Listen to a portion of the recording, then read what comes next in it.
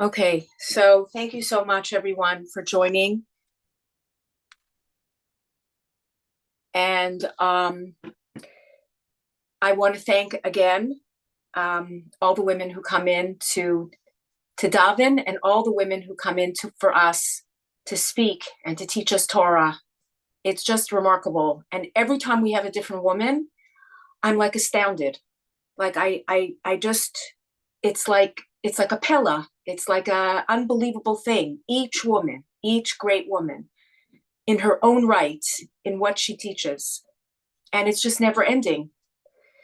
So Chaya Kruk is originally from Denver, Colorado. She has been living in Baltimore, Maryland with her family for the past 36 years. She had the schus of living in Eretz Yisrael for the first 7.5 years of her marriage. And during her last year there, she discovered the weekly classes of Rebbetzin Yehudis Samet on Shmiras Halashon and Shalom. When it was time to move back to the States, she knew she would miss those life-changing classes more than anything else. Though she never imagined herself as a teacher, she knew that the only way she would be able to retain what she learned was to give it over to others. Over time, with Siyata Dishmaya, she was giving 4 classes a week to different groups of women. When COVID hit, she switched to giving classes over Zoom. And after this past Sukkot, she started once again giving her classes on Shabbos as well. So not to worry about it, I will share her information. She has an email that if you want to be reminded of her classes, that she will send you the reminder, and I will share that with the group, so not to worry about it. So I feel very, very privileged. Thank you so much. I'm going off. Thank you. Okay, thank you so much. It's really an honor to be able to join you. And I do really want to give my thanks to Reb Yehuda Samet, who started me on this, and her classes were really, really life-changing. And I knew I just had to share it with other people. And I'm so grateful to Hashem that I had that opportunity. So we're talking about forgiveness right now. And when we talk about forgiveness, we are focusing on the mitzvah, the Isser, actually, the prohibition in the Torah of lo sitor, that you should not hold a grudge. And when people first learn about this mitzvah, like, they think, well, that can't be what it means. How can the Torah tell me how I should feel or I shouldn't feel? I mean, if somebody has hurt me, if somebody's cheated me, if they've embarrassed me, the Torah is telling me I can't have bad feelings towards them. Like, how's that even possible? You know, I'm not a malach. Hashem made me a human with regular human emotions. So how can this be possible? But the fact is, Hashem didn't give the Torah to malachim. He gave the Torah to us people, and he gave us our emotions. So if Hashem gave us this mitzvah, then it must be possible for us. So I like to use this analogy. Like, if I said to you, let's go and build a bridge from my side of the street to your side of the street. So tell me, is that possible? So we know that bridges are being built all the time. It's certainly possible. But what we don't have is the know-how and the tools and supplies to do it. And that's the only reason why we can't do it. But Hashem gives us, through the Torah, Hashem gives us the tools to build those bridges from one heart to the next. And once we learn the tools, we see that this is really possible, that it's possible to control my emotions and to control the way I feel. It definitely takes a lot of hard work. It's a work of a lifetime, but we'll see how it's worth it. So the first thing that we say is, why is it so hard for people to forgive? And I think a lot of people would say, because they don't deserve my forgiveness. they've never apologized after what they've done. I'm supposed to give them that gift of forgiveness. So once we learn the tools, we find out that really when we're forgiving, we're giving a gift to ourselves because we are the ones that benefit so much from it. Okay, so now starting with some of the tools, like there's two main tools to work on forgiveness. And the first one is Don L'Kafsachos, B'tzedek Tishbot Amisecha, that we're supposed to judge others favorably.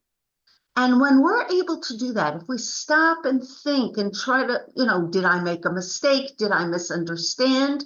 And sometimes the answer is no. And then we try to understand the person better. And that might take away some of the negative feelings that we have, even if it might not clear them altogether. We work on compassion towards the person. And this is such a powerful tool because we find that when we work on Dan L'Kafsachos, judging another person's favorably, so we bring that down, that midah. So it's midah connected midah. It's measure for measure. When Hashem sees that we're trying to find a zechus, so we bring down the midah of zechus, and that's the way Hashem is going to judge us. But not only that, we bring down that midah for all of Klal Yisrael. And instead of judging us with the midas hadin, Hashem will judge us with midas harachamim. So not only do we gain so much from working on Dan L'Kafsachos, but also Klal Yisrael gains from it. We say Kol Yisrael arevim zeh lezeh, that we're all responsible for one another. And here we see how we could do something for all of Klal Yisrael when we work on this mitzvah of this mitzvah of being Dan L'Kafsachos and judging favorably, because we bring down that midas harachamim from HaKadosh Baruch Hu. And we know without midas harachamim, if Hashem is going to judge us with midas hadin, I don't even want to describe what it would look like. We all need Hashem's rachamim. Nobody is perfect. Okay, so now I'm not going to talk too much about Dan L'Kafsachos. Rebbetzin Samet wrote a beautiful book, The Other Side of the Story, that goes into detail. It's really the handbook for how to judge favorably. What I'd like to do is go over to the next route, the next way that the next tool that we have. And that is, we're going to now take the focus away from the person and what they did, which is what we need to focus on when we're judging favorably. And now we're going to change the focus altogether to Hashem. We're going to bring Hashem into the picture. I always say, reach up and bring Hashem into the picture. And we're going to focus on the fact that Hashem is the one that is in charge of everything. The first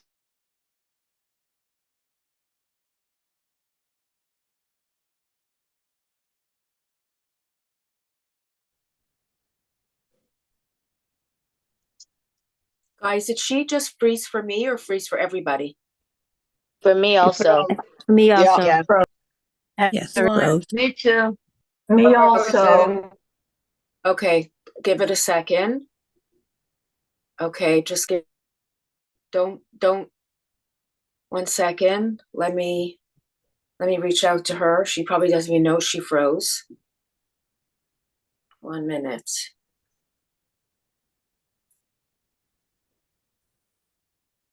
Her screen is totally blank. Yeah, and she's so good.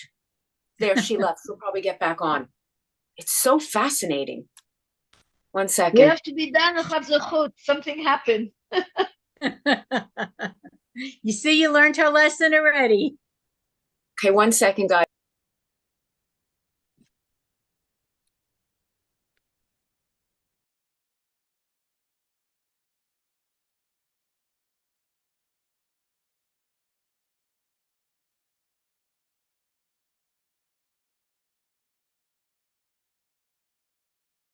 There, she got back on again. 1 second. Chaya. 1 minute. Chaya, you have to unmute and you have to show your camera. Okay, just give it a second. She left again. Something's wrong with her camera, probably her. Oh, there she goes. Chaya.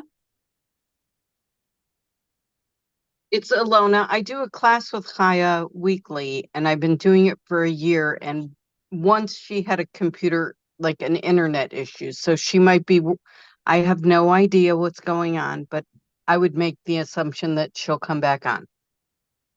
Okay. Okay, but I want to, in the meantime, we're being recorded, so I don't want to. Okay, I'm sorry Okay, about there that. you are. No, I'm no. on my phone now because I see that I froze on the computer.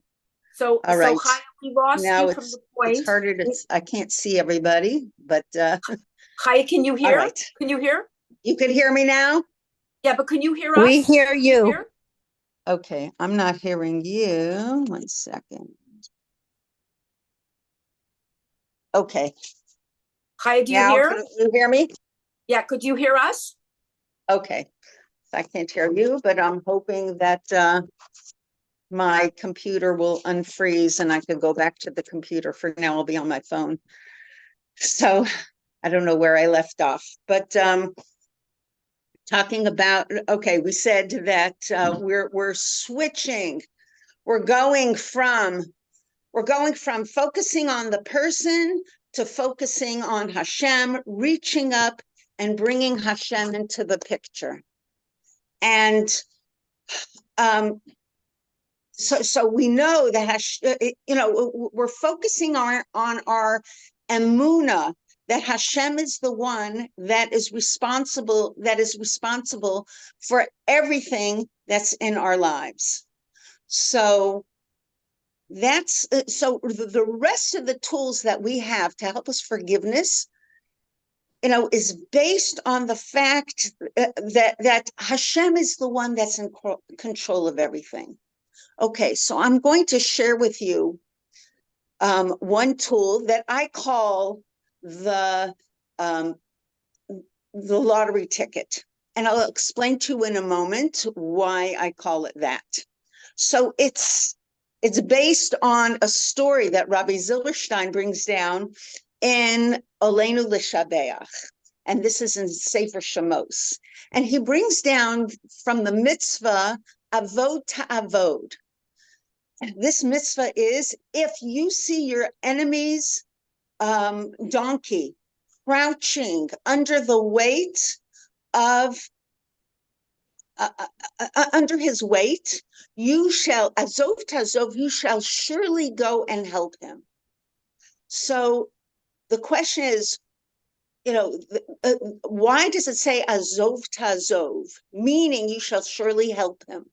This is the only place in the Torah that it uses that shoresh for to help. Usually azov means to leave.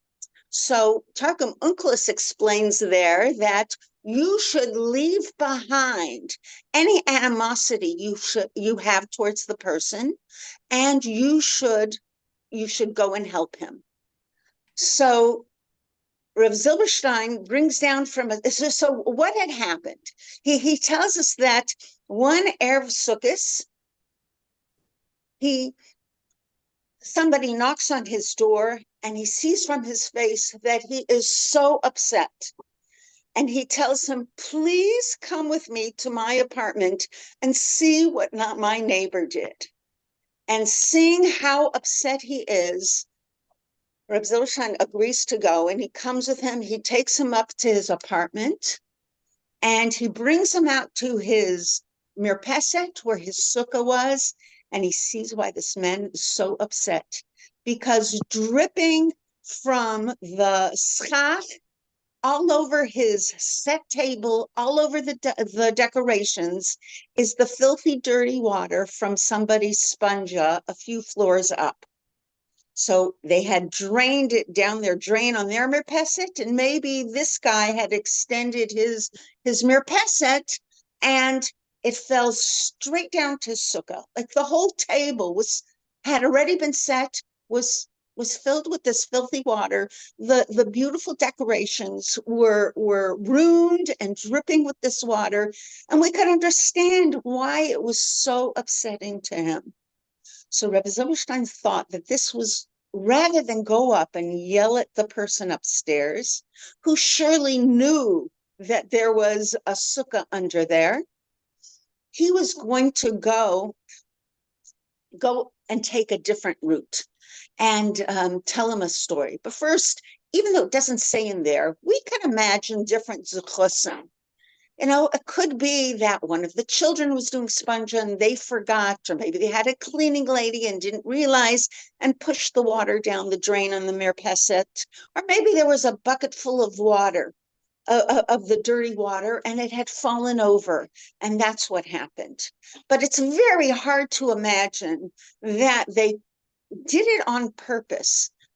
Could be that this person had gone up to them a few times and told them, please be so careful, you know, especially now we have our sukkah there. But at any rate, he was so distraught. And this is what Rabbi Zilberstein told him. So he said, it brings down the sefer about this mitzvah, azov ta'azov. And he says that sometimes Hashem sends someone to hurt him in some way in order to test him, to see how he's going to react. Is he going to withstand the test, or is he going to just want to kick it away? In other words, is he going to recognize Hashem in the picture and realize everything is from Hashem, and this is from Hashem too? Maybe it's a kapara, maybe it's something else. So he said Hashem tests him because why? Not just for the fun of it, but because Hashem desires to shower upon him shafa brachos, you know, his just an abundance of bracha. And but before Hashem does that, he wants to see, is this person, if the person is zochet to it, and to what degree? Like, does he deserve this bracha? So he sends him this test to see his reactions. And the way Rabbi Zilberstein puts it, he says that the heavenly cameras are very exacting in recording this person's reaction. Is he going to be quiet and react with emunah that this is from Hashem? The person is just a shaliach. This was meant to be. Or is he going to get angry, want to get back at the person? So he says, so what we like to say is, imagine this situation where you're just so upset with somebody else. Imagine it as a lottery ticket that Hashem has just sent you. And it's not any lottery ticket, but rather it's a winning lottery ticket. And if you cash that in, you win the jackpot, which is Hashem's brachos. And who doesn't need Hashem's brachos? We all need Hashem's brachos. We can't do anything without that. So here we have in our hand this winning lottery ticket. Now, do we cash it in or not? So if we react with emunah and recognize Hashem in the picture, then it's like we've cashed it in for the jackpot, and Hashem could rain down on us his shafa brachos, his abundance of bracha. We become a real winner. But if we react with anger and completely forget about Hashem in the picture, and we're only focused on this person and focused on them in a very, very negative way, then it's like we took that winning lottery ticket and we just tore it up and threw it out. You know, how sad. So Rabbi Zilberstein said, there's more to it than that. First says, you know, only a fool would give up such a thing. But why do people give it up? Because it's the Yetzer Hara, causing them to just forget Hashem in the picture. So we want to really recognize Hashem in the picture. But he says, besides that, we have to know, it says, azov tazov. So if we translate those words as, you shall surely leave, rather than you shall surely help. So Hashem is telling us with these words that you leave behind all your complaints against this person, the tazov, and Hashem will leave behind all his complaints against you. And he says, a person becomes like a newborn baby with a completely clean slate when they are able to let go and forgive and recognize that it's all from Hashem. And he says, so tell me, is it Kedai? Which is more Kedai? Which is more worth it? Is it to, get angry at that person, or to recognize Hashem in the picture and just let go? So that is basically our tool of what we call the lottery ticket. And another way of looking at it is the way I heard in a story that was written in the Yoted, and it was quoting Rabbi Pesach Krohn. He said, if we could only think, Hashem, if this is a test, I'm going to get 100. Or we could say, Hashem, I recognize that this is a test, and I'm going to get 100. Because we know when it's a test, we are going to react differently. Like, let's say we have to go on an interview, and the one who's going to interview us for this job wants to see how we do under pressure. So he may, he's really a very nice person, but he may shout at us and act not so nicely. And we could either leave there in tears, or if we know ahead of time that he's doing this just to test us, we're going to ace that interview. So here we want to reach up, bring Hashem into the picture, and know he's behind this. Sometimes it's so hard because the person's standing in the way. We don't see Hashem behind him. We have to kind of like push the person out of the way so that we could recognize that Hashem is behind all of this. And that's really what we say while we cover our eyes when we say Shema. Because we don't want to look at the people in the way and look at who we think is responsible for everything that's going on and for quote unquote nature. It's really Hashem that is there. We're saying Hashem Elokeinu, Hashem Echad. Everything is from you, Hashem. No matter what it seems like with our eyes, I'm going to look beyond that and recognize that this is from you. Okay, so I think we have time to go to another tool. And this tool we call, remember Napoleon. And that's because there's a story in this wonderful sefer that I have, Katseis Hashemesh Bigvura So, which is a likut, all on the Mida of Vatranus. And he brings in this story about Napoleon, who was out conquering different cities in Russia with his army. And they were conquering city after city, and they came to one city and they laid siege, and they just weren't surrendering. It was taking a lot longer, and winter was approaching, and the soldiers knew what Russian winters were like, and they just missed their families. They wanted to go home already, and they were telling Napoleon, this is going to take too long. Let's just go, let's just forget it and pack up and go home. So Napoleon said, I'll tell you what we'll do. A few of us will sneak in dressed as Russian peasants, and we'll see what morale is like in the city. If morale is good and people seem fine, we know it's going to take too long. They probably have plenty of supplies, plenty of food.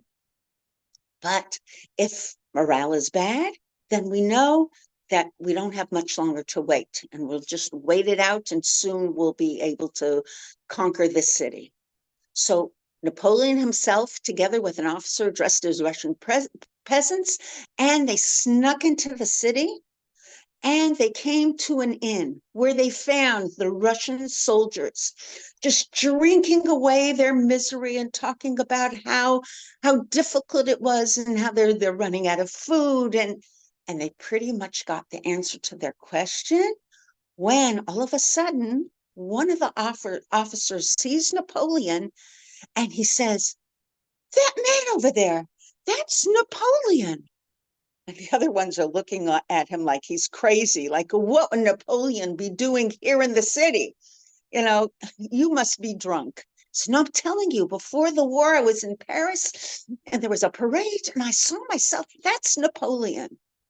So Napoleon's officer thinks fast of a plan to get them out of this.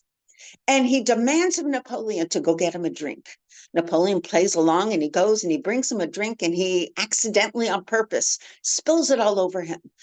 And the officer gives him a smack and kicks him to the floor and starts cursing him. And of course, the Russian soldiers are watching all of this. And he says, and they say to the one who said that was Napoleon, they start laughing at him, "You're for sure drunk. There's no way somebody would treat the great General Napoleon like that." So the two saw that they were safe. As soon as they could, they just scrambled out of there. And as soon as they got to safety, the officer gets down on his knees and begs forgiveness from Napoleon. "Please forgive me for what I did." And Napoleon says, "Are you kidding? You saved my life. You know, how can I ever thank you for this?" And so that's the Musar Haskel. The lesson that we have to learn from this story is when people, you know, yell at us, when they curse us, when they hopefully figuratively smack us and kick us, we have to know that they're really coming to save our life. Like, what do we mean by that? So listen to what it says. I'm quoting from, once again, from Ketzeis Hashemesh B'Gevura So, from this beautiful sefer. And he says, this midah of vatranus, of letting go, of forgiving. Sometimes it means giving in, and it could also mean just letting go of a grudge. Mo'ila gamkein lefamim. This also helps sometimes lahosif la'adam chayim, to add life to a person, even if it was already decreed upon him that he should die. And it can lengthen his days in this world. He says, "Lefamim al yidei shadam hashpil atzmo." Sometimes by us humbling ourselves. And this could even mean that we accidentally, not when we do it on purpose, but make a fool of ourselves. And we're so embarrassed. How could I have done it? Or when somebody else puts us down or humiliates us and we remain silent. Mispatlim elav gezeros kashos v'gzar maves. That bad decrees, even a decree of death, is nullified. So if that's the case, he continues, Kama shotahu adam, what a fool is this person that makes a machlokas against the one that has shamed him. Rather, he should really give him honor. Ki chayim heim nosim lo. They're giving him life. He doesn't understand that they are the shluchim, they are the messengers from Hashem. So what we're saying here is sometimes Hashem sends someone to hurt us in some way, because Hashem wants to give us an opportunity to tear up a bad gzeira. There's a bad decree over our head, and Hashem wants to give us the opportunity to have it torn up. So there's a famous story. I heard it said in the name of different rabbanim, so I'm not sure who it was. One time I heard that it was the Baba Sali, that somebody came to him and with a tzara that he had, and he waited for his turn, and then when his turn when it was his turn to go in to see him, as soon as he came in, the Baba Sali said, "Oh, what do you want from me? Go out. I can't help you." And he didn't even say anything, and he didn't know what happened. And he went home so distraught. And on the way home, he was in a taxi that was in a terrible, terrible accident. And many people were hurt, and he came out unscathed.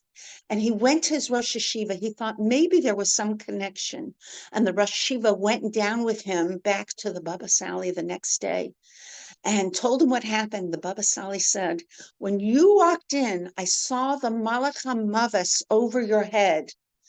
And I knew that the only way that I could tear up that decree was by embarrassing you."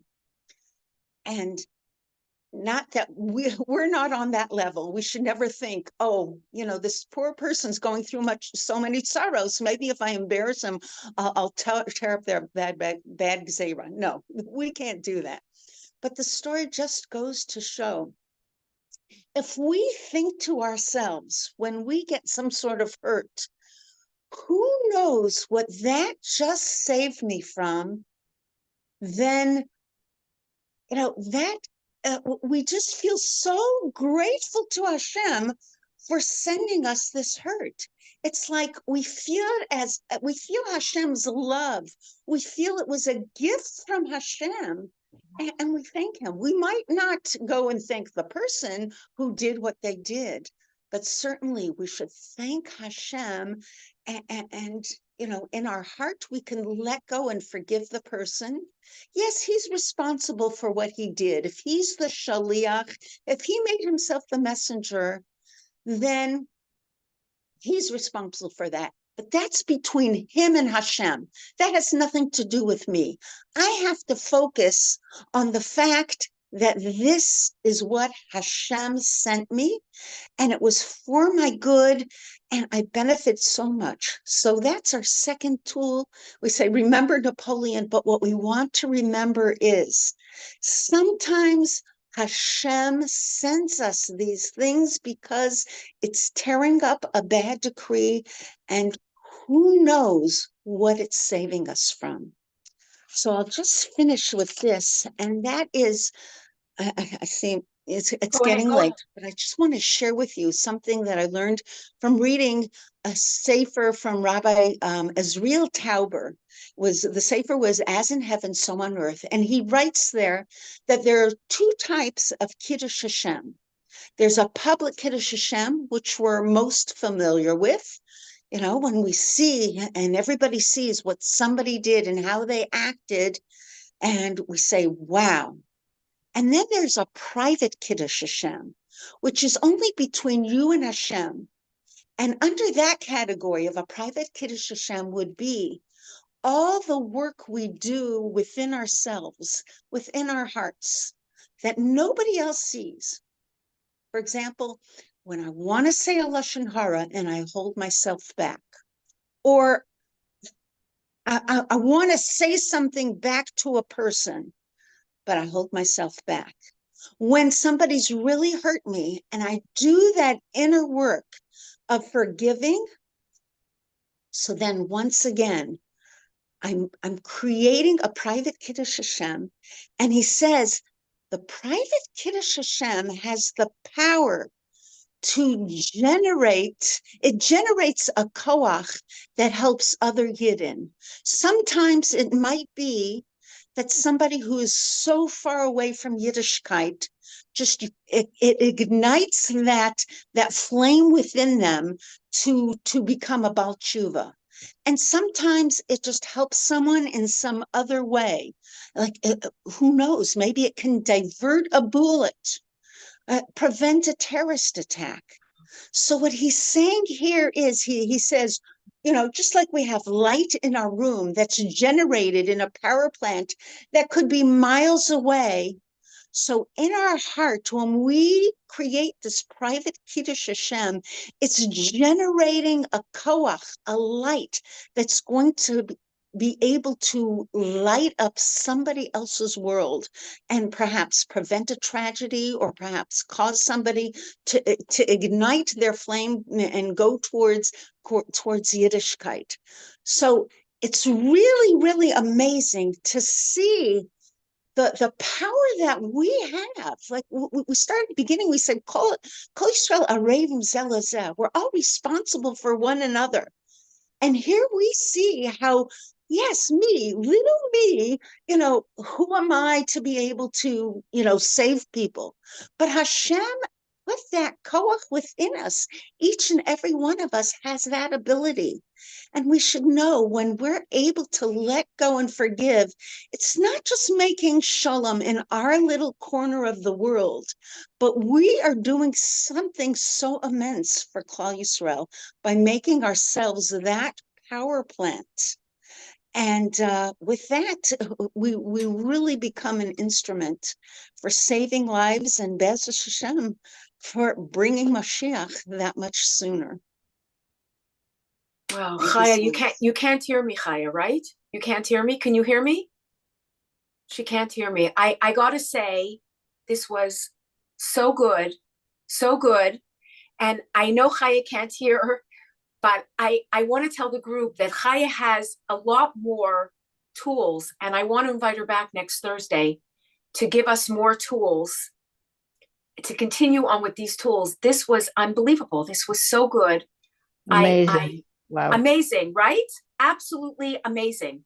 So I'm gonna invite her back, because I want her to continue this conversation, to give us these tools, because I think this was so amazing. So before everybody gets off, Chaya is going to read a tefillah for the Geula, but I want to, something was just sent to me, a boy's name, and I want to give the boy's name over. This was somebody yesterday or today who was very seriously injured. His name is Major Yonatan Armoni. He was seriously wounded and he is in need of reinforcements in any form. A letter from his mother, Tamar, an admired literature teacher from Himmelfarb High School. I don't know if most of you know that Himmelfarb lost 4 boys that went to Himmelfarb, and that Zussman boy that I read that letter from in the Geula gathering was one of them. I'm going to take us off the